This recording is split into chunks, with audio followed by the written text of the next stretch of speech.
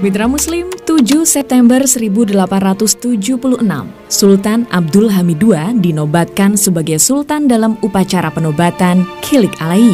Upacara ini dilaksanakan 2 pekan setelah Sultan naik tahta, sebagaimana menjadi budaya dalam Kesultanan Utsmaniyah. Sultan Abdul Hamid II menjadi pemimpin Utsmani dalam keadaan negara yang sedang genting. Terjadi pemberontakan di mana-mana, khususnya di wilayah Semenanjung Balkan. Negara-negara Eropa sedang gencar memporak-porandakan tiang Utsmani. Dan di saat yang sama, Zionisme sudah mulai merencanakan misi besarnya untuk mencaplok tanah suci Palestina.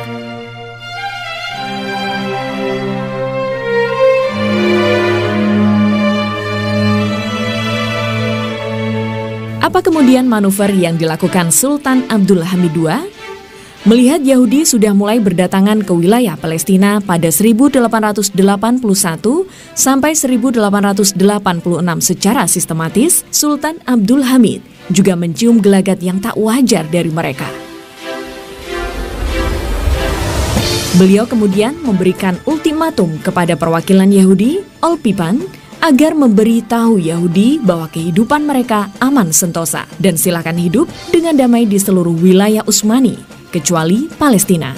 Beliau juga memerintahkan pada Rauf Pasha, gubernur penanggung jawab Baitul Maqdis, agar menahan kedatangan Yahudi yang berasal dari negara Rusia, Rumania, dan Bulgaria.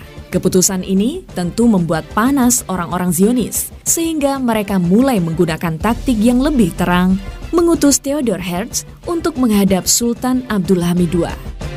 Ia menawarkan kepada sang sultan, Zionisme akan memberikan pinjaman bersih sebesar 20 juta pound sterling dengan imbalan sang sultan memperbolehkan Yahudi untuk membangun kawasan khusus Yahudi di Palestina yang independen. Apa kira-kira respon Sultan Abdul Hamid II? Nasihati Mr. Herzl agar tidak usah meneruskan langkahnya. Aku tidak bisa menyerahkan barang sehasta pun tanah di Palestina, sebab ia bukan milikku, melainkan milik umat Islam yang telah berjuang untuk membebaskannya, merawatnya dengan darah mereka. Hendaklah Yahudi menyimpan jutaan uang mereka.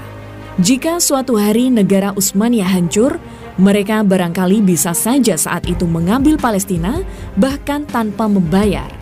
Namun, selama aku masih hidup, aku lebih memilih tubuhku tertusuk berdarah daripada harus melihat Palestina terpisah dari negeri Islam.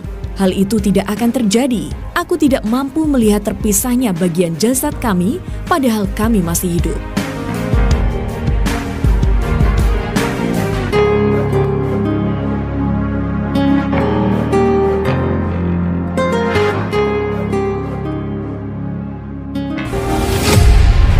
Kisah Sejarah. Kerjasama Suara Muslim dengan Gen Saladin.